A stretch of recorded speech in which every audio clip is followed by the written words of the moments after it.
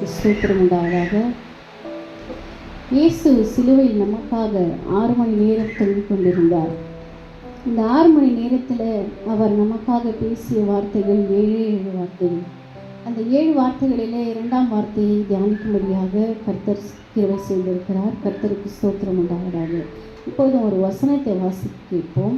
இயேசு அவனை நோக்கி, இன்றைக்கு நீ என்னோட கூட பரதேசில் இருப்பாய் என்று மெய்யாகவே உனக்கு சொல்லுகிறேன் என்றார். அனைவரும் தலைகளை தாழ்த்தி ஜெபிக்கலாம். அன்பான இயேசுவே, இந்த ஒரு விஷயம் கூட இந்த வார்த்தையை உடைய கருத்தில் ஒப்படைக்கிறோம். சப்பா, உங்களுடைய அடியாளை மறைத்து நீங்கள் எங்களோடு கூட பேசுங்க. இந்த வார்த்தை எனக்கும் எங்களுக்கும் பிரயோஜனம் உள்ளதாக இருக்கட்டும். இயேசுவின் மூலம் பிதாவே, ஆமென். இந்த முதல் வார்த்தை போலவே இந்த 2ஆம் வார்த்தையும் லூக்கா நற்செய்தி நூலில் மட்டுமே வாசிக்கிறோம். முதல் வார்த்தை மன்னிப்பு, 2ஆம் வார்த்தை ரட்சிப்பு. இந்த வசனத்தில் வாசிக்கின்ற சம்பவம் இயேசுவோடு கூட 2 கள்ளர்களையும், ஒருவன் இடது புறமாகவும் ஒருவனை வலது புறமாகவும் சிலுவையில் அறையப்பட்டனர். கள்ளர் மத்தியில் ஒரு கள்ளனை போல குற்றமற்ற கிறிஸ்து தொங்கினாரே. கள்ளர் மத்தியில் ஒரு கள்ளனை போல குற்றமற்ற கிறிஸ்து தொங்கினாரே.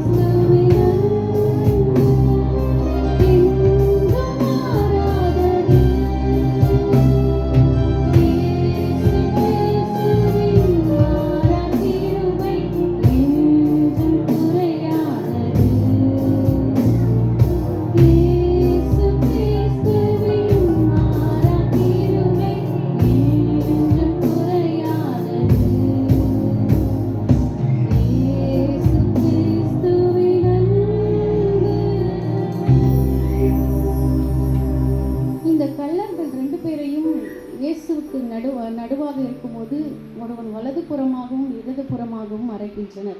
காரணம், ஏசாயா தீர்க்கதரிசன புஸ்தகம் 52ஆம் அதிகாரம் 12ஆம் வசனத்தில் இப்படியாக பார்க்கிறோம். அவர் தம்முடைய ஆத்துமாவை மரணத்தில் ஊற்றி அவர் அக்கிரமக்காரரின் ஒருவராக எண்ணப்பட வேண்டும் என்பதற்காகவே இப்படி நடந்தது.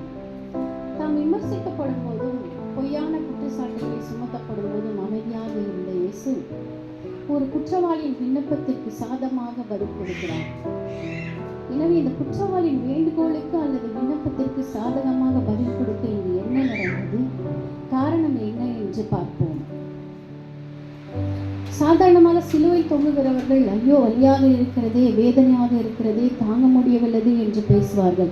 அல்லது சிலர் தங்களை சிலுவையில் அறந்தவர்களை திட்டுவார்கள், சாபமிடுவார்கள் அல்லது வசைப்பாடுவார்கள். ஆனால் இயேசுவோ சிலுவையில் தொங்குகிறவராக அல்ல, சிங்காசனத்தில் வீற்றிருக்கிறவராகவே இந்த வார்த்தைகளை அவர் பேசினார்.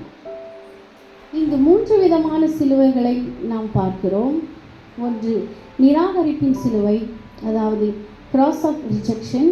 2வது மீட்பின் சிலுவை, அதாவது இயேசுவின் சிலுவை, த கிராஸ் ஆஃப் ரிடம்ஷன்.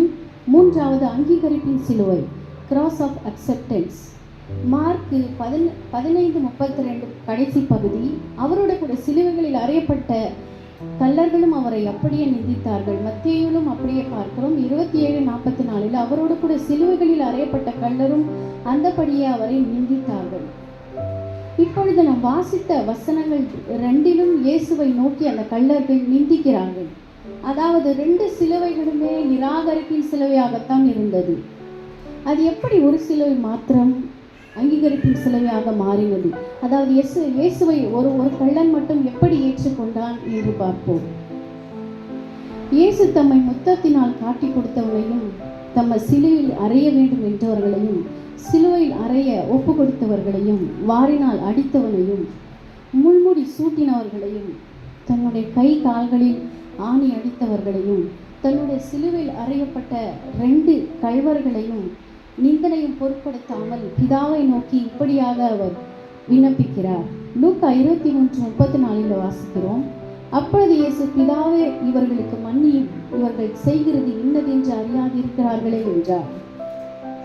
இந்த மன்னிப்பின் வார்த்தைகளை கேட்ட 2 கள்வர்களும் ஒருவர் இப்படிப்பட்ட கடுமையான சூழ்நிலையில் எப்படி மன்னிக்க முடியும் என்று கேள்வியோடு இருந்த சமயத்தில் ஒருவனுடைய மனக்கண் திறக்கப்பட்டவனாய் தன்னுடைய ஆத்மத்திலே நடந்த ஆவிக்குரிய ஒரு சந்தர்ப்பத்தை இப்போது பார்க்கலாம்.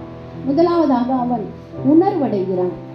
உடனே அவன் உணர்வுள்ளவனாகி மற்ற கள்ளனை பார்த்து கூறியது, லூக்கா 23:40 வாசிக்கிறோம். மற்றவன் அவனை நோக்கி, நீ இந்த ஆக்கினைக்கு உட்பட்டவனாய் இருந்தும் தேவனுக்கு பயப்படுகிறதில்லையா என்று அவனை சொல்லி தன்னுடைய ஆத்மா உத்தரவாதியாய் தன்னுடைய குற்றத்தை ஒப்புக்கொண்டு இயேசுவின் மன்னிப்பை பெற அவன் விரும்புகிறான். இரண்டாவது காரியமாக அவன் இயேசுவை அறிந்து கொண்டான் அல்லது புரிந்து கொண்டான் என்று பார்க்கிறோம். லூக்கா 23:41 வாசிக்கிறோம்.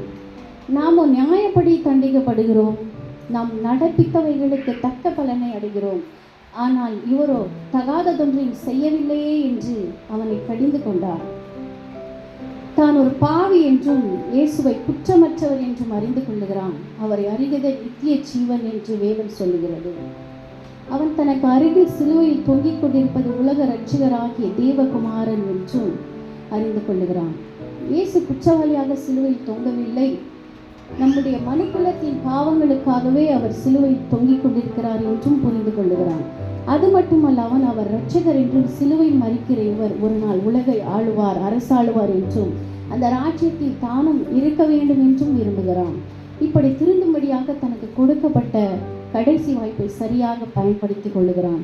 ஆனால் இன்னொருவனோ வாழ்நாளெல்லாம் குற்றம் செய்தது மட்டுமல்லாமல் தனக்கு கடைசியாக கொடுக்கப்பட்ட அந்த ஒரு தருணத்தையும் தன்னுடைய சுயநீதி பாராட்டி அந்த பரதேசி அவன் இழந்து போகிறான். ஒன்றாவதாக பார்த்தோம் அவன் உணர்வடைகிறான். இரண்டாவதாக பார்த்தோம் அவன் இயேசுவை அறிந்து கொண்டான். மூன்றாவதாக பார்க்கிறோம் விசுவாசம் அல்லது நம்பிக்கை அவனுக்கு இருந்தது என்று பார்க்கிறோம். லூக்கா எழுதின சுவிசேஷம் 23:42 வாசிக்கிறோம். இயேசு அவனை நோக்கி, ஆண்டவரே, நீர் உடைய ராஜ்யத்தில் வரும்போது அடியேனை நிறைத்தருளும் என்றான். இந்த வசனத்தில் பார்க்கும்போது இயேசுவை நோக்கி ஆண்டவரே என்று அவன் அறிக்கையிடுகிறான். இந்த மனத்திரும்பிய பாவி இயேசுவின் மீது எவ்வளவு ஆழமான ஒரு நம்பிக்கை வைத்திருக்கிறான் பாருங்கள். இயேசுவை மறுதலித்த பேதுரு, சந்தேகப்பட்ட தோமா, காட்டி கொடுத்த யூதாஸ் காரியத்தில் அவரை விட்டு ஓடின எல்லா சீஷர்களை பார்க்கவும் இவனுடைய விசுவாசம் பெரிதாயிருந்தது. எல்லாமே இயேசுக்கு எதிராக இருந்த போதும் இயேசுவை ஆண்டவர் என்று அவன் அறிந்து கொள்ளுகிறான். இயேசு வனாந்தரத்தில் 5 அப்பம் 2 மீன்களை கொண்டு 5000 பேருக்கு அவர் உணவளித்த போது அவரை ஆண்டவர் என்று ஏற்றுக்கொள்வது எளிது. அல்லது அவர் இந்த பூமியிலே சுற்றி திரிந்து அதிசயங்களும் அற்புதங்களையும் செய்த போதும், நோயாளிகளை குணப்படுத்தின போதும், மரித்தவர்களை உயிர்த்தெழுப்பின போதும் அவரை சர்வ வல்லவர் என்று ஏற்றுக்கொள்வது எளிது. ஆனால் சிலுவையில் தொங்கிக் கொண்டிருக்கும் போது அனைத்து சூழ்நிலைகளும் அவருக்கு எதிராக இருந்த போதும், மக்கள் அவரை பரியாசம் பண்ணும் போதும் அவரை ஆண்டவர் என்று அங்கீகரிப்பது சாதாரண விஷயம் அல்ல. அதற்கு அசாதாரணமான நம்பிக்கையும் விசுவாசமும் தேவை.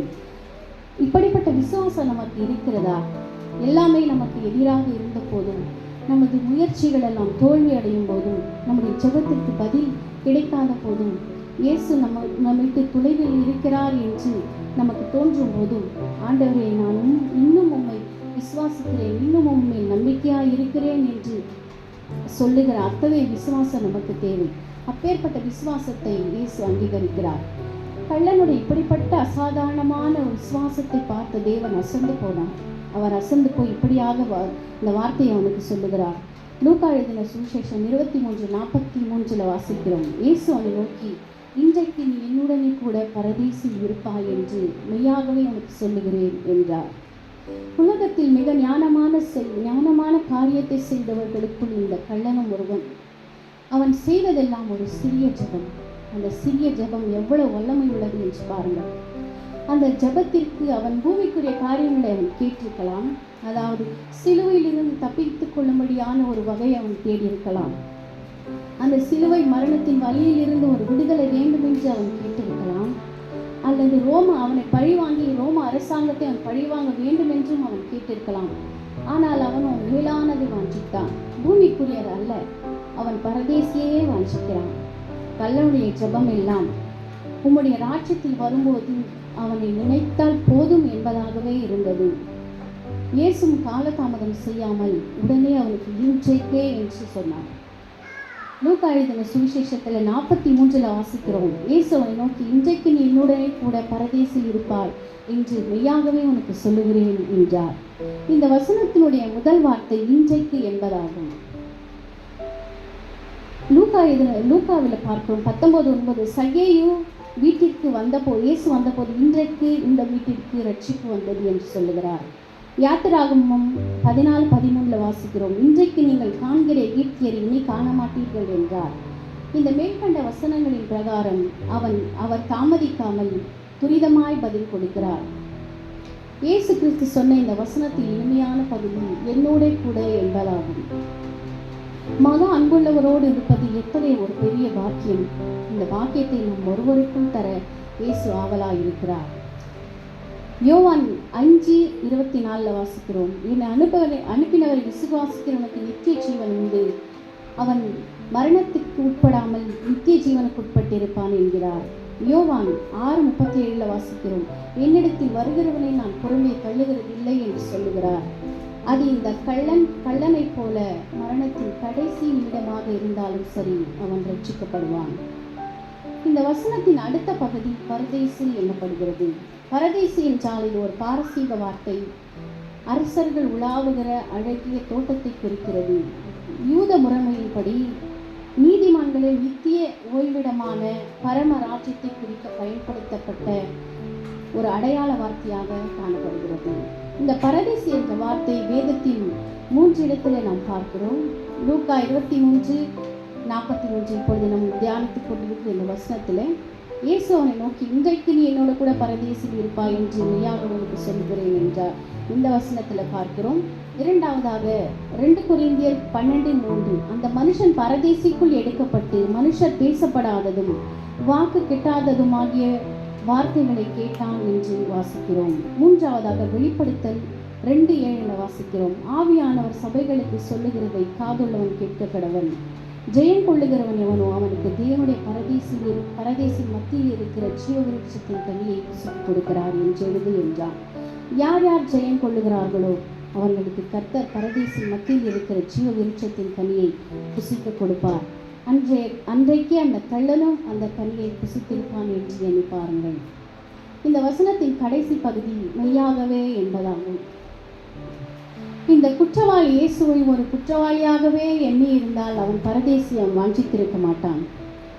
அவன் இயேசுவை தன்னுடைய சொந்த இரட்சகராக ஏற்றுக்கொண்டதினால்தான் அவன் இயேசுவினிடத்தில் பரதேசி கேட்டான், அதாவது வாஞ்சித்தான். இயேசுவும் அன்றைக்கே என்னுடனே கூட பரதேசில் இருப்பாய் என்று வாக்கு பண்ணியிருக்கலாம். ஆனால் அந்த கள்ளனுடைய அசாதாரணமான விசுவாசத்தை பார்த்த இயேசு மெய்யாகவே என்று அழுத்த திருத்தமாக இந்த இடத்துல சொல்லுகிறார்.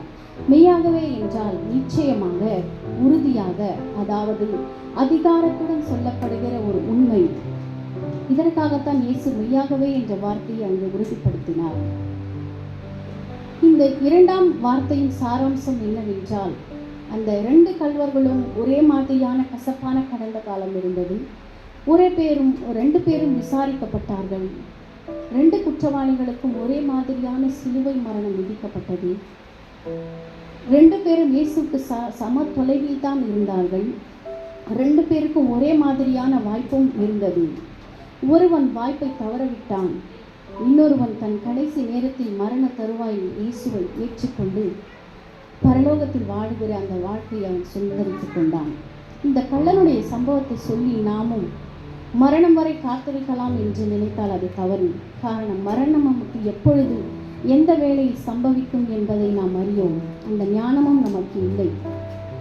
எனவே ஆண்டவரின் அன்பை, அழைப்பை, அவரின் இரக்கத்தை ஒரு சாக்கு போக்காக நாம் சொல்லாதிருப்போம்.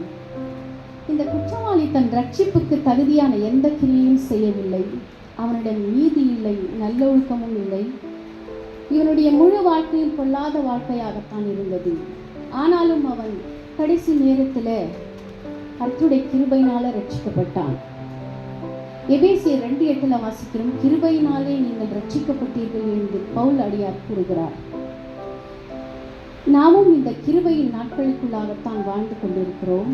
எனவே காலதாமதம் செய்யாமல் நாம் ஆயத்தப்படுவோம், பிறரையும் ஆயத்தப்படுத்துவோம். ஆமென். கர்த்தர் தாமே இந்த வார்த்தைகளை ஆசீர்வதிப்பாராக. ஆமென்.